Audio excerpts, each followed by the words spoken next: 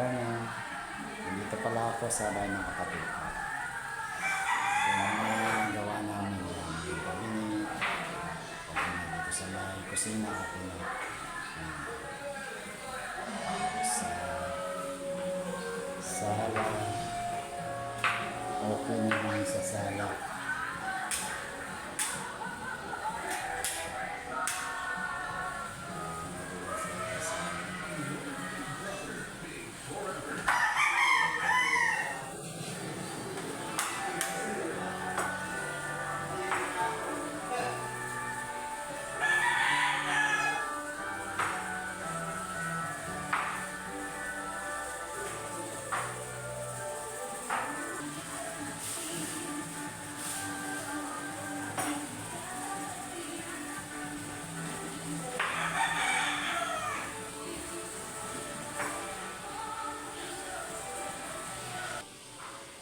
Ito pala yung isang kwarto ginawa na nila.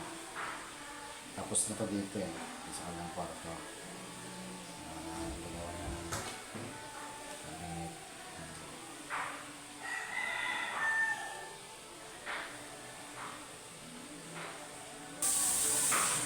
Merry Christmas sa lahat. Mga friend, Merry Christmas. Ako sa likod ng bahay ng kapatid ko. So, hindi pa masyado natatapos ang lilinisan. Itong gagawin namin mga sunod na araw. Pagkatapos ng paso na to, gagawin namin itong alulod sa taas ng bubong. Ito na gagawin namin ito sa labas. Yung nasa likod ang gagawin namin. Yan mga alulod ang gagawin namin. Yan alulod. Yan. Katapos ng Pasko, yan gagawin namin yung mga alulod ng bubong. Kasi kinalas namin lahat yung mga alulod. Kaya kailangan na mapalitan. Baka kasi umulan ng umulan, masisira yung bakal. Kasi wala na yung alulod.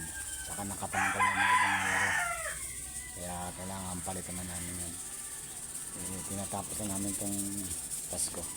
Yun ang gagawin namin.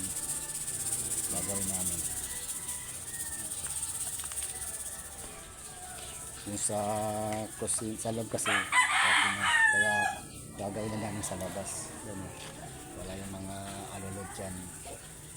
Tinanggal namin mga alulod kasi papalitan nga sira.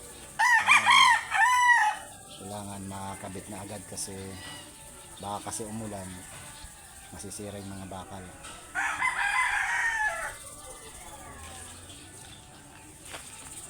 Sige guys, maraming salamat at sana di kayo magsawa panoorin yung mga video ko. Merry Christmas po sa lahat.